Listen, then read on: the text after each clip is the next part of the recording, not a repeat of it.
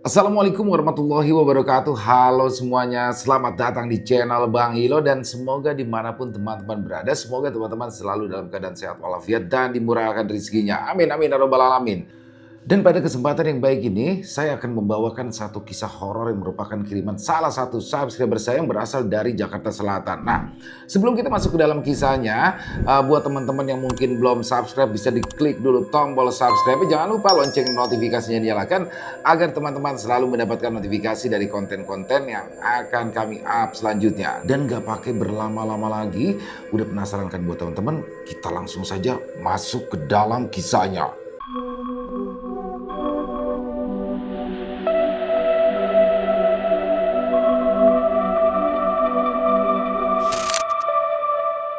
Oke, untuk subscriber yang mengirimkan cerita ini, kita panggil saja Dodo ya. Jadi Dodo ini mengungkapkan jika dia pernah mengalami sebuah peristiwa yang sungguh mengerikan yang mana menimpa keluarganya. Dan inilah kisahnya. Peristiwa mengerikan itu terjadi sekitaran tahun 2013 di Jakarta Selatan. Jadi sebelumnya perlu diketahui bahwa Dodo saat itu sudah bekerja dan dia memiliki dua orang adik yang bernama Widi dan Doni. Dan adik perempuan Dodo yang bernama Widi itu sudah duduk di kelas 3 SMK, sedangkan adiknya yang satu lagi yang bernama Doni masih kelas 2 SD. Ibunya Dodo ini bernama Bu Ningsih, yang mana Bu Ningsih adalah seorang ibu rumah tangga biasa ya. Dan ayahnya bernama Wahyu, bekerja sebagai salah satu karyawan swasta yang ada di Jakarta. Keluarga Dodo ini tinggal di sebuah rumah yang ada di bilangan Jakarta Selatan ya. Jadi sebuah daerah pemukiman yang cukup padat yang mana mayoritas penduduknya adalah warga pendatang. Kebetulan ayah Dodo memiliki sebuah rumah kontrakan yang posisinya persis ada di seberang tempat Dodo tinggal. Walaupun hanya kontrakan kecil, tapi ya hasil dari kontrakan tersebut cukup lah ya untuk tambahan kebutuhan sehari-hari keluarga Dodo. Kontrakan milik ayah Dodo ini ditempati oleh sebuah keluarga kecil yang mereka sudah cukup lama nih menempati kontrakan milik ayah Dodo. Kurang lebih hampir ya 10 tahun lah ya mereka tinggal di situ. Dan keluarga yang menempati kontrakan milik ayahnya Dodo ini juga memiliki seorang anak yang bernama Angga, yang mana Angga ini seumuran dengan adiknya Dodo yaitu Doni. Kebetulan Angga juga sekolah di tempat yang sama dengan Doni, adik dari Dodo, dan seperti anak kecil pada umumnya ya, mereka terkadang suka bertengkar karena rebutan mainan dan karena tidak sengaja merusak mainannya satu dengan yang lain dan lain-lain ya. Intinya hal-hal yang lumrah yang biasa anak kecil lakukan. Hingga pada suatu ketika, tiba-tiba saja ibu dari si Angga ini mendatangi kediaman Dodo dan memberitahu jika anaknya yang bernama Angga telah dibuat menangis oleh Doni, adik dari Dodo. Saat itu Ibu Ningsih, ibu dari Dodo yang berada di rumah, langsung meminta maaf atas kelakuan Doni yang telah membuat nangis anaknya. Ya selayaknya ibu-ibu pada umumnya lah ya. Di situ Bu Ningsih minta maaf. Ya Bu, nanti saya kasih tahu anak saya biar nggak nakal lagi sama Angga anak ibu. Tapi di sini ucapan maaf dari Bu Ningsih tidak berhasil meredakan amarah dari ibunya Angga. Justru di sini ibunya Angga berkata, "Tolong dikasih tahu dong si Doni Bu, kasihan kan si Angga nangis kejer begitu." Nah, mendengar itu Bu Ningsih sempat bingung. Kenapa ibu dari si Angga ini begitu emosi? Tapi di sini Bu Ningsih berusaha tidak terpancing emosinya. Bu Ningsih tetap meminta maaf atas kelakuan Doni. Jadi akhirnya ibu dari si Angga ini pergi tuh meninggalkan rumah Dodo, tapi dengan kesan yang kurang mengenakan. Nah, kemudian tak lama Dodo pulang tuh dari kantor, dari bekerja, baru saja sampai di rumah, itu Bu Ningsih bergegas menghampiri Dodo, lalu dia memberitahu ya tentang peristiwa yang barusan terjadi. Bu Ningsih di sini meminta Dodo agar membantu untuk mendidik Doni lagi agar dia tidak berulah. Jadi di situ Dodo sempat bingung nih, jika permasalahan anak kecil seperti ini sampai membuat ibu dari Angga itu datang ke rumahnya marah-marah. Tapi di sini Dodo menuruti perintah dari ibunya ya untuk menasihati Doni agar tidak mengulangi perbuatan nakalnya lagi. Nah, setelah Dodo berbicara dengan adiknya yang bernama Doni, baru diketahui jika pertengkaran itu ternyata disebabkan oleh hal atau masalah yang sepele ya. Jadi Doni itu tanpa sengaja merusak mainan milik Angga. Di situ Dodo akhirnya menyuruh adiknya untuk meminta maaf pada Angga dan Doni pun menuruti perintah Dodo. Beberapa bulan setelah peristiwa itu, orang tua Angga kembali datang ke rumah Dodo. Tapi kali ini yang datang adalah bapak dan ibunya. Jadi lengkap ya bapak dan ibunya si Angga. Nah rupanya kedatangan mereka kembali itu didasari oleh keributan antara Doni dan anaknya. Ya keributan anak kecil gitu lah ya. Kebetulan saat itu yang berada di rumah itu hanya Bu Ningsih saja. Dan entah apa penyebab kedua orang tua Angga yang kayaknya emosi banget dia tuh ya. Hingga Bu Ningsih, ibu dari Dodo, menjadi pelampiasan kemarahan dari si penghuni kontrakannya itu sampai Bu Ningsih menangis. Nah, saat itu ayahnya Angga tuh sampai ngomong tapi kayak teriak gitu. "Ibu gimana sih? Tolonglah anaknya diajarin tata krama. Mukul anak orang sembarangan." Nah, mendapati itu, Ibu Ningsih cuma bisa minta maaf tanpa ada perlawanan darinya, namanya ibu-ibu sendirian. Namun, hal itu nggak meredakan amarah dari orang tuanya Angga. Malahan, ibu dari si Angga ini ikut-ikutan bentak Bu Ningsih. "Maaf aja. Katanya kemarin udah dibilangin sama anaknya. Ini malah sekarang mukul anak saya sampai berdarah lagi." Nah, di sini Bu Ningsih cuma bisa diam nih ya. Dia menerima bentakan dari kedua orang tua Angga. Bu Ningsih bingung dia harus bilang apa lagi ya. Dia cuma pasrah mendapati cacian dan makian dari kedua orang itu. Nah, setelah puas melampiaskan amarahnya kepada Bu Ningsih, akhirnya kedua orang tua Angga pulang kembali ke rumah kontrakannya, meninggalkan Bu Ningsih yang menangis sesenggukan. Waduh, parah banget ya. Nah, tak lama kemudian Pak Wahyu, ayah dari Dodo, akhirnya pulang ke rumah sehabis bekerja. Di situ Pak Wahyu terkejut tuh melihat istrinya di kamar dan sambil menangis. "Bu, ibu kenapa nangis? Ada apa?" tanya Pak Wahyu waktu itu. "Tadi Pak, orang tuanya Angga yang kontrak sama kita, mereka kesini marah-marah sama ibu," jawab Bu Ningsih. Kemudian Bu Ningsih menjelaskan duduk permasalahannya. Nah, setelah tahu permasalahannya, Pak Wahyu gantian emosi. Dia nggak habis pikir nih ya. Cuma karena masalah anak kecil kok istrinya sampai mendapat perlakuan yang begitu buruk. Kurang ajar. Ini urusan anak kecil. Kenapa orang tua ikut campur? Awas, lihat aja nanti, teriak Pak Wahyu. Nah, saat itu Bu Ningsih sempat mencegah suaminya untuk mendatangi kediaman orang tua Angga atau rumah kontrakannya. Karena malu lah ya sama tetangga dan juga tidak mau mencari masalah atau keributan. Tapi di sini Pak Wahyu yang sudah terlanjur emosi, karena melihat istrinya menangis pulang kerja, siapa sih yang gak emosi, laki-laki ya. Lantas dia keluar untuk menuju ke rumah kontrakannya yang ditempati oleh orang tuanya Angga. Tidak hanya sampai di situ, Pak Wahyu juga langsung mengusir mereka. Waduh, sekeluarga langsung diusir tuh. Saat itu Bu Ningsih meminta Dodo untuk melerai pertengkaran tersebut atau mendampingi lah minimal ya. Alhasil cekcok mulut pun tak dapat terelakkan antara Pak Wahyu dan penghuni kontrakan itu. Maksud kamu apa marahin istri saya? Hah? Bentak Pak Wahyu waktu itu. Loh, itu anak kamu Doni yang cari perkara. Makanya kalau punya anak dididik, jangan mukul orang sembarangan, balas ayah dari si Angga. Loh, ini kan urusan anak kecil. Kenapa orang tua ikut campur? Teriak Pak Wahyu lagi. Si Angga itu dipukul Doni sampai berdarah. Hah? Apa kamu mau tanggung jawab? Timpal ayah Angga lagi. Wah, jadi ngotot-ngototan nih berdua nih. Sebelum sempat terjadi baku pukul antara mereka berdua, akhirnya para tetangga pun datang dan melerai keributan tersebut. Kemudian Pak Wahyu di situ sempat berkata, "Mulai sekarang kalian semua keluar dari kontrakan saya. Saya nggak sudi kalian tinggal di sini." Nah, keesokan harinya penghuni kontrakan tersebut pun meninggalkan rumah kontrakannya tanpa pamit kepada keluarganya Dodo. Jadi kuncinya saat itu sudah tergantung di pintu tuh. Pertanda penghuni kontrakan tersebut sudah meninggalkan rumah itu, segeralah Pak Wahyu akhirnya menyuruh Dodo untuk masuk dan memeriksa apakah mereka sudah benar-benar pergi, dan betul saja. Di situ Dodo melihat semua barang-barang di dalamnya sudah bersih, tak bersisa, yang terlihat hanya sedikit sampah yang berserakan gitulah ya di dalamnya. Tapi di sini yang mengejutkan Dodo tuh tanpa sengaja melihat di salah satu dinding ruangan sebuah tulisan yang menurut Dodo mengerikan. Mati. Itulah tulisan yang terdapat pada dinding rumah kontrakan itu dengan huruf kapital atau huruf besar ya, yang ditulis dengan tinta berwarna merah yang terdapat pada dinding kamar di rumah kontrakan Pak Wahyu itu. Ini merahnya merah darah ya sepertinya ya. Melihat tulisan itu Dodo sempat takut dan bingung. Dalam hatinya dia bertanya, apa maksud dari tulisan tersebut? Nah, langsung tuh di situ Dodo mengambil handphone dari saku celananya bermaksud untuk memfoto tulisan yang ada di dinding tersebut untuk diperlihatkan kepada keluarganya.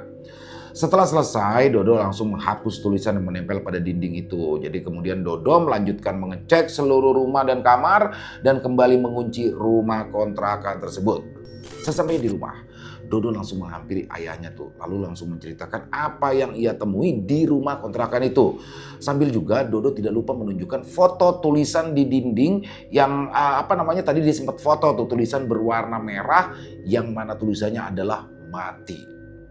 "Pak, Tadi Dodo nemuin tulisan seperti ini Pak di dinding. Nah, di sini Pak Wahyu terkejut, responnya kurang ajar. Udah pergi nggak pamitan, malah nyoret-nyoret nulis kayak begini. Udah, kamu nggak usah pikirin. Yang penting nanti kamu cat aja tulisannya. Ucap Pak Wahyu pada Dodo saat itu. Nah, rentang beberapa minggu lah ya setelah peristiwa tersebut, sore ya, saat itu sore sepulang dari bekerja, badan Pak Wahyu kala itu terasa berat. Kepalanya sakit seperti ada yang menusuk-nusuk tapi dari dalam nih. Nah saat itu Pak Wahyu langsung memilih untuk segera tidur saja. Dia pikir ya memang tubuhnya terlalu lelah ya setelah seharian bekerja.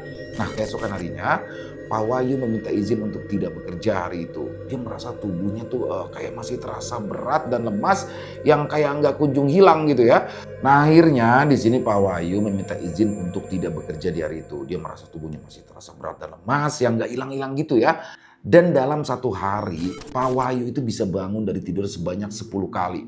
Dia pun hanya beranjak ke kamar mandi dan balik lagi tidur ke kamarnya. Dan keesokannya lagi akhirnya Pak Wahyu mengeluhkan sakit yang luar biasa yang terasa di bagian pinggang ya.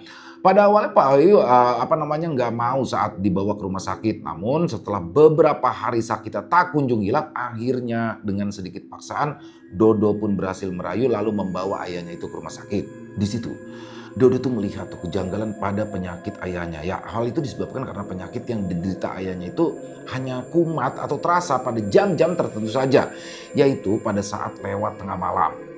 Tapi setelah tiba di rumah sakit, pihak dokter pun segera melakukan pengecekan pada penyakit Pak Wahyu dan anehnya dokter tersebut tidak menemukan adanya penyakit di dalam tubuh Pak Wahyu. Padahal Pak Wahyu selalu saja mengeluhkan rasa sakit yang luar biasa di bagian pinggangnya. Dan akhirnya dokter pun angkat tangan terhadap penyakit yang Pak Wahyu derita. Nah, mendapati hal itu Dodo rasanya nggak karuan, akhirnya Dodo memutuskan untuk membawa pulang ayahnya ke rumah. Sesampainya di rumah, Dodo sekeluarga segera membahas langkah apa yang harus mereka lakukan demi untuk menyembuhkan penyakit Pak Wahyu. Saat itu Pak Wahyu tuh udah kayak terbaring aja di atas ranjangnya sembari meringis menahan sakit yang luar biasa ya.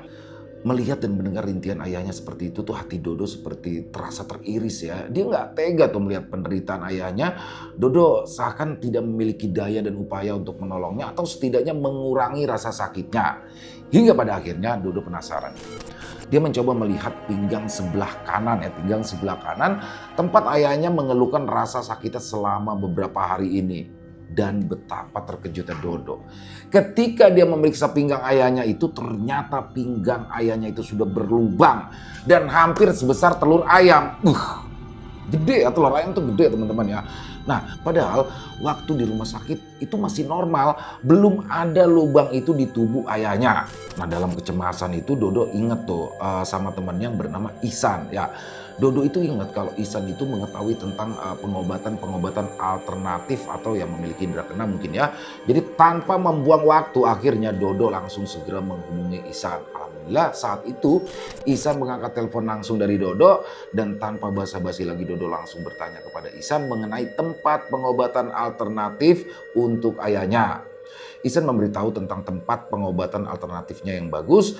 Tempat pengobatan tersebut berada di daerah Sukabumi, Jawa Barat. Nah sebelumnya Ihsan juga pernah mengantarkan kerabatnya ke sana dan berhasil. Akhirnya Dodo pun menceritakan tentang penyakit ayahnya kepada Ihsan. Alhamdulillah Ihsan bersedia mengantarkan Dodo ke Sukabumi. Kemudian setelah mereka menentukan waktu untuk pergi ke sana, malam itu juga Dodo, Bu Ningsih, dan Pak Wahyu diantar Ihsan untuk berangkat menuju ke Sukabumi. Di perjalanan tidak henti-hentinya Dodo memanjatkan doa ya, berharap kesembuhan untuk ayahnya. Nah setelah sekian jam lamanya, akhirnya rombongan mereka pun tiba di tempat pengobatan tersebut. Jadi jalur menuju ke tempat itu tuh melintasi jalanan yang sempit dan agak rusak.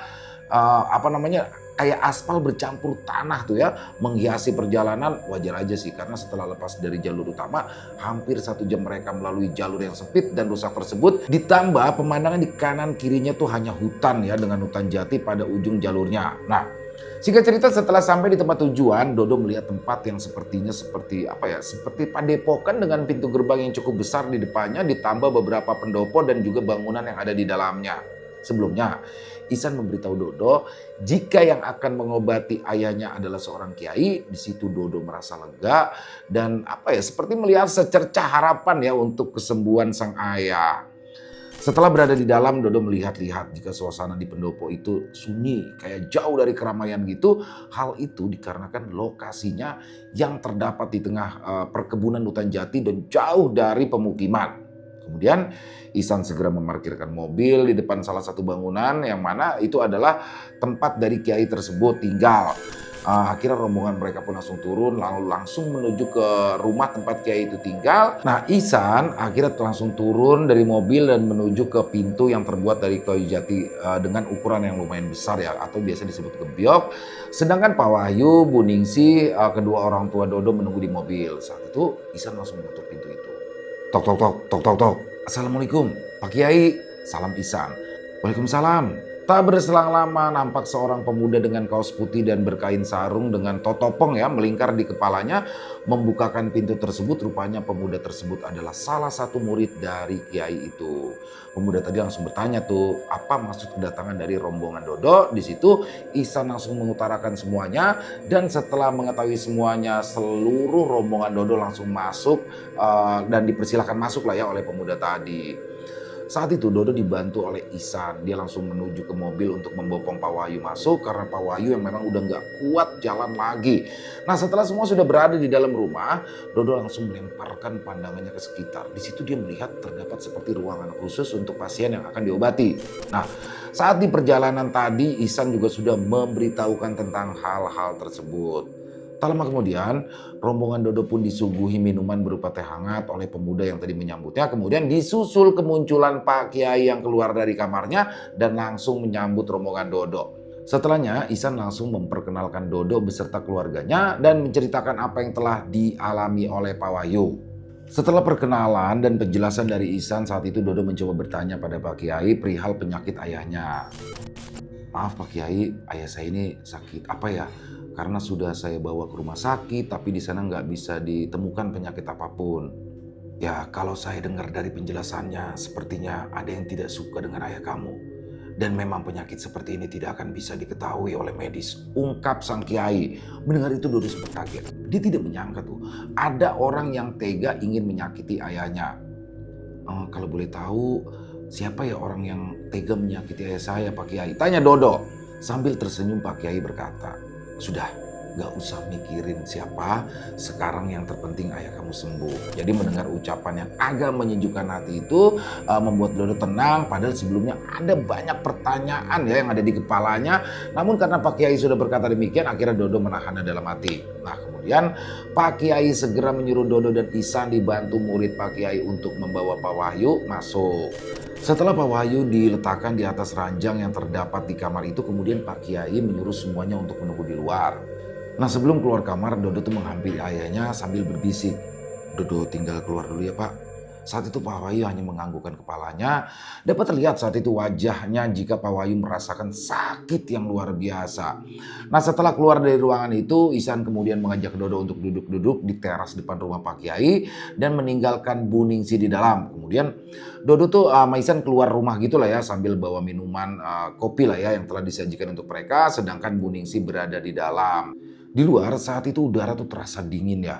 Nah, setelah menunggu hampir 1,5 jam lamanya, tiba-tiba saja Dodo dan Ihsan dipanggil masuk ke dalam kamar khusus tersebut oleh pemuda murid dari Pak Kiai. Pemuda itu mengatakan jika proses pengobatan ayah Dodo sudah selesai. Mendengar itu Dodo bergegas langsung masuk ke dalam ruangan di mana ayahnya dan Pak Kiai berada. Di situ Pak Kiai menerangkan mengenai langkah berikutnya. Alhamdulillah sudah selesai. Nanti ini perbannya dibuka sehari kemudian ya. Ini juga ada sedikit ramuan buat nanti diminum ayahnya. Dodo langsung menganggukkan kepala mendengar arahan dari Pak Kiai. Dodo tak henti-hentinya mengucapkan terima kasih kepada Pak Kiai. Di situ Pak Kiai mengingatkan ya agar Dodo memberikan ramuan yang diberikannya untuk diminumkan pada Pak Wahyu dengan secara teratur. Tidak lupa Pak Kiai juga mengingatkan agar Dodo beserta keluarganya membantu dengan doa untuk kesembuhan Pak Wahyu. Nah, setelah semuanya selesai, Dodo beserta rombongannya juga berpamitan untuk pulang. Dodo tidak lupa menyelipkan amplop di tangan Pak Kiai. Sebenarnya menurut info dari Ihsan, berobat di sana itu tidak diwajibkan untuk membayar dengan jumlah-jumlah yang ditentukan ya. Jadi hanya kayak seikhlasnya aja. Namun tentunya di sini Dodo juga berpikir ya, jika sebenarnya pemberiannya itu tidak sebanding dengan kesembuhan orang tuanya, jadi Dodo benar-benar ngerti akan hal tersebut. Oke, keesokan harinya sesuai perintah dari Pak Kiai, Dodo mencoba untuk membuka perban yang melilit menutupi luka di pinggang ayahnya. Dengan membaca bismillah dan sedikit menahan nafas, Dodo pelan-pelan tuh dia buka perbannya, sontak Dodo dan ibunya yang saat itu ikut membantu langsung mengucap syukur. Alhamdulillah. Di situ terlihat jelas luka di pinggang Pak Wahyu yang sebelumnya terlihat seperti berlubang sebesar telur ayam sudah rapat tertutup kembali. Begitu juga dengan Pak Wahyu. Saat itu juga Pak Wahyu tidak lagi merasa sakit di bagian pinggangnya. Saat itu juga Dodo sekeluarga merasa bersyukur sampai akhirnya Bu Ningsih berniat untuk mengadakan selamatan kecil-kecilan lah ya. Sebagai bentuk rasa syukur atas kesembuhan suaminya. Tapi kebahagiaan keluarga Dodo itu hanya sementara karena beberapa minggu kemudian Pak Wahyu kembali lagi diserang penyakit. Tapi berbeda penyakitnya. Dan penyakit ini terlihat cukup aneh. Bagaimana gak aneh? Karena tiba-tiba saja Pak Wahyu kehilangan penglihatannya. Waduh. Padahal selama ini Pak Wahyu penglihatannya itu baik-baik saja. Dari sini Dodo kembali lagi mencoba membawa ayahnya ke rumah sakit terdekat. Namun setelah diperiksa lagi-lagi dokter gak ada. Tidak menemukan penyakitnya. Dodo langsung teringat lagi Ihsan dan Pak Kiai. Saat itu juga Dodo langsung menghubungi Ihsan, memberitahu perihal penyakit baru yang ayahnya derita. Mendengar itu Ihsan terkejut tuh. Apalagi saat dia melihat langsung keadaan Pak Wahyu, Ihsan tidak mengira jika Pak Wahyu akan diserang dengan penyakit aneh yang berbeda. Tanpa membuang waktu, Dodo dan Ihsan kembali mengatur jadwal untuk kembali ke Sukabumi menemui Pak Kiai. Akhirnya setelah waktu yang ditentukan di sini mereka berangkat, tapi kali ini tidak ditemani oleh Bu Ningsih ya karena saat itu ibunya sedang kurang sehat. Nah, sesampainya di rumah Pak Kiai sudah menunggu rombongan Dodo. Ya sebelumnya Ihsan tuh ternyata udah ngubungin Pak Kiai dulu tuh dan menceritakan semuanya. Nah, setelah kedatangan Dodo untuk yang kedua kalinya di tempat Pak Kiai, tanpa sungkan Dodo langsung mencurahkan isi hatinya kepada beliau. Dan tanggapan Pak Kiai saat itu hanyalah menyuruh Dodo untuk tetap bersabar dan memperbanyak doa. Jadi tanpa buang waktu langsung tuh Pak Kiai kembali mengobati Pak Wahyu di ruangan khususnya. Dan alhamdulillah Pak Wahyu kembali normal penglihatannya hingga bisa melihat lagi seperti sedia kala. Dodo pun kembali mengucapkan rasa terima kasihnya kepada Pak Kiai karena upayanya yang dapat menyembuhkan penyakit aneh ayahnya yang kedua kali. Nah, setelah tidak berselang lama mereka berbincang-bincang ya, rombongan Dodo pun izin pamit untuk pulang ke rumah. Setelah sampai di rumah dengan selamat, Bu Ningsih bersyukur bahwa penglihatan suaminya telah kembali. Namun lagi-lagi kebahagiaan keluarga Dodo itu hanya sesaat karena rupanya kembali lagi ya penglihatan Pak Wahyu hilang. Jadi bingung nih, keluarganya bingung kok begini lagi. Nah, di tengah kebingungan itu dan rasa putus asa Dodo, tiba-tiba keesokan harinya ada seorang temannya yang bernama Zaini yang singgah ke rumahnya. Ya, jadi Zaini adalah teman Dodo ya, teman Dodo dia datang ke rumah sekedar untuk menjenguk. Dan di sini tanpa Dodo ketahui, ternyata Zaini mengerti akan hal-hal gaib semacam itu. Zaini di sini terkejut tuh melihat keadaan ayah dari Dodo temannya itu. Nah, seperti mengetahui ada yang tidak beres tuh dari ayahnya Dodo. Dan itu dia sampaikan ke Dodo. Mendengar itu Dodo hanya bersikap biasa aja karena dia juga udah sadar kalau memang ini adalah serangan gaib. Dok, maaf nih, kayaknya bokap lo dia ngirimin deh. Ucap Zaini. Ya Zen. Sebelumnya bokap gue juga pernah sakit aneh kayak begini, tapi bukan di matanya, di pinggang, malahan sampai bolong, terang Dodo. Zaini kembali bertanya-tanya lagi nih pada Dodo mengenai kondisi ayahnya. Di situ Zaini menyimpulkan jika ayah Dodo mendapat serangan santet. Kemudian Zaini berkata pada Dodo jika dia akan kembali ke rumah Dodo di malam harinya. Nah, setelah Zaini kembali ke rumah Dodo ya, saat itu ternyata dia ingin secara sukarela membantu atau mencoba membantu menyembuhkan penyakit ayah Dodo, Pak Wahyu. Sebelumnya Dodo juga nggak tahu nih kalau Zaini ternyata memiliki kemampuan seperti itu. Namun di situ Dodo mencoba yakin ya, nggak mungkin juga dong si Zaini pura-pura tahu tentang hal-hal tersebut karena walau bagaimanapun hal ini kan menyangkut keselamatan ayahnya Dodo. Kemudian Zaini lalu menyuruh Dodo untuk mendudukkan ayahnya di kursi ruang tamu. Setelah dia berdiri berhadapan-hadapan dengan Pak Wahyu sambil merapalkan doa-doa, terlihat tangan Zaini tuh kayak mengarah ke mata Pak Wahyu dan seperti bergerak ingin menarik sesuatu begini tuh. Hingga tiba-tiba saja terlihat pemandangan yang sangat mengejutkan. Astagfirullah. Ya, kala itu terlihat kain hitam ya. Kain hitam itu keluar dari dalam mata Pak Wahyu yang ditarik sama Zaini. Seperti mimpi, seolah nggak percaya tapi nyata. Saat itu benar-benar Zaini berhasil menarik kain hitam dari mata Pak Wahyu. Alhamdulillah Bapak udah bisa melihat lagi Dok, ucap Pak Wahyu saat itu. Dodo senang bukan main, namun tanpa disangka-sangka. Kebahagiaan Dodo sekali lagi nih hanya sesaat karena ternyata kain hitam itu justru berbalik masuk ke mata Zaini. Waduh, jadi nyerang Zaini gantian ya. Dia berusaha mengeluarkan kain hitam dari matanya itu, tapi seolah tuh kain hitam itu kayak masuk ke matanya ya. Saat itu suasana benar-benar mencekam tuh. Saat Zaini yang saat itu tidak bisa lagi melihat karena kain hitam itu yang terlanjur masuk ke matanya. Terlihat Dodo, dia pengen bantuin Zaini tapi dia bingung harus ngapain karena dia nggak punya kemampuan dalam hal-hal seperti ini ya. Nah saat itu perasaan Dodo sempat galau karena di satu sisi dia senang melihat penglihatan ayahnya kembali, tapi di satu sisi lagi temennya yang berbalik menjadi buta. Saat itu nampaknya Zaini tidak mudah menyerah ya untuk mengeluarkan kain hitam dari matanya. Segala daya dan upaya dia lakukan, akhirnya Zaini berhasil mengeluarkan benda gaib terkutuk itu keluar dari matanya. Dan yang paling Dodo takutkan terjadi di sini. Ya, kain hitam itu masuk lagi ke dalam mata bapaknya. Seketika Pak Wahyu nggak bisa ngeliat lagi. Wow, mereka semua benar-benar nggak nyangka kalau hal seperti ini bisa terjadi. Ternyata tidak mudah untuk mengeluarkan benda gaib terkutuk itu dari mata Pak Wahyu. Hingga akhirnya Dodo dan Zaini memutuskan untuk beristirahat sejenak. Setelah beberapa saat Zaini mengeluarkan sebuah tasbih dari dalam tas yang dibawanya. Dia langsung berdiri sambil memperhatikan ke sekeliling ruangan.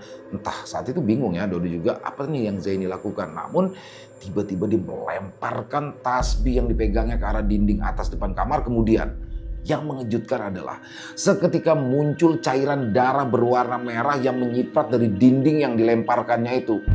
Innalillahi, itu dukun sudah meninggal Dok, ucap Zaini saat itu. Yang bener Zen, terus udah aman dong sekarang? Timbal Dodo? Belum, soalnya masih ada beberapa lagi nih Do yang mau nyerang. Karena dukun itu ternyata gak cuma satu teman-teman. Waduh parah. Benar-benar mencekam suasana malam itu. Sampai tiba-tiba tubuh Zaini seperti terlempar ke atas. Dodo benar-benar melihat itu dengan mata kepalanya sendiri. Zaini tuh kayak terpental, kayak ada yang banting dia gitu. Akibat hal tadi itu Zaini sampai mengalami muntah darah lalu pingsan tak sadarkan diri. Saat itu Dodo yang berada di sampingnya kembali terkejut. Dia bingung nih apa yang terjadi dengan temannya. Tanpa buang waktu Dodo memberitahu ayahnya jika ia ingin mengantarkan Zaini pulang ke rumahnya. Pak Wahyu yang masih belum bisa melihat bertanya-tanya tentang apa sih sebenarnya yang terjadi. Tapi saat itu Dodo nggak mau memberitahu ayahnya karena dia sibuk membopong Zaini naik ke atas motor. Saat itu Dodo kesulitan lah ya untuk membopong Zaini. Untungnya ada salah satu tetangganya yang membantu Dodo malam itu. Dan untungnya lagi ketika berada di atas motor, Zaini langsung sadar dan mengungkapkan pada Dodo jika dirinya tak mampu untuk mengobati ayahnya. Nyerah. Jadi Zaini nyerah.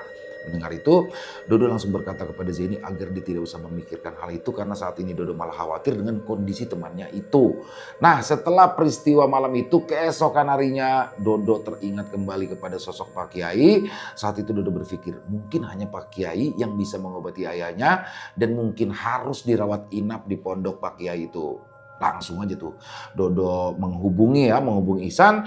Tak lama setelah sambungan telepon Dodo terhubung dengan Ihsan, Dodo langsung mengutarakan niatnya untuk pergi kembali ke Sukabumi demi untuk mengobati ayahnya. Di sini berita yang gak disangka-sangka. Dodo sampai terkejut mendengarnya bahwasanya Ihsan mengatakan Pak Kiainya itu belum lama menghembuskan nafas terakhirnya. Pak Kiai meninggal dunia. Dodo lemas seketika mendengar kabar itu. Orang yang Dodo yakini bisa menyembuhkan ayahnya telah tiada. Sedih, putus asa, takut, bingung, campur aduk jadi satu. Namun pada akhirnya Dodo tidak boleh menyerah untuk memperjuangkan kesembuhan ayahnya. Hingga bertahun-tahun lamanya keluarga Dodo pun telah berusaha mengunjungi berbagai tempat dan menemui berbagai orang pintar lainnya, namun hasilnya belum juga memuaskan. Tidak ada hasil yang signifikan ya. Tanpa terasa udah banyak biaya, tenaga yang telah mereka keluarkan sampai akhirnya Pak Wahyu pun menghembuskan nafas terakhirnya dan Dodo sekeluarga mengikhlaskan kepergiannya. Selesai. Wow, luar biasa ya kan kisah dari Dodo yang ada di Jakarta Selatan. Jadi apa namanya? Ini kalau saya lihat perjuangan seorang anak untuk memperjuangkan kesembuhan ayahnya, dan luar biasa di sini Dodo nggak menyerah begitu aja. Jadi nggak masalah ya, semua itu kan ajal, semua sudah di tangan Tuhan. Dodo sebagai manusia hanya berusaha berikhtiar dan dengan penuh ketabahan, keikhlasan Dodo terus berjuang demi kesembuhan ayahnya. Tapi apapun yang terjadi ya kembali semua ada di tangan Allah sampai akhirnya orang tuanya meninggal. Dan semoga ada hikmah baik ya yang bisa kita ambil dari kisah barusan. Intinya buat teman-teman mungkin yang masih ada orang tua, dirawat dengan baik orang tuanya, karena kalau udah nggak ada, aduh terasa banget ya. Dan terima kasih kepada Mas Dodo atas kisahnya yang luar biasa, sangat menginspirasi. Dan buat teman-teman semuanya semoga terhibur ya dengan kisah barusan. Dan itulah teman-teman, semoga teman-teman terhibur ya dengan kisah barusan, dan mudah-mudahan kita bisa rutin upload nanti. Paling nggak kita coba seminggu 3 kali upload teman-teman ya.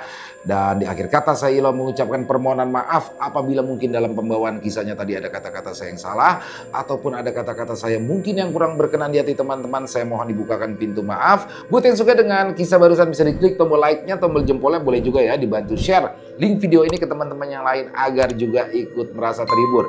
Yang punya komentar lain, yang punya pendapat lain tentang kisah barusan, silakan bisa menuliskan di dalam kolom komentar. Saran, kritik juga boleh bebas, atau hanya saling menyapa, silakan. Insya Allah kami akan membalasnya satu persatu.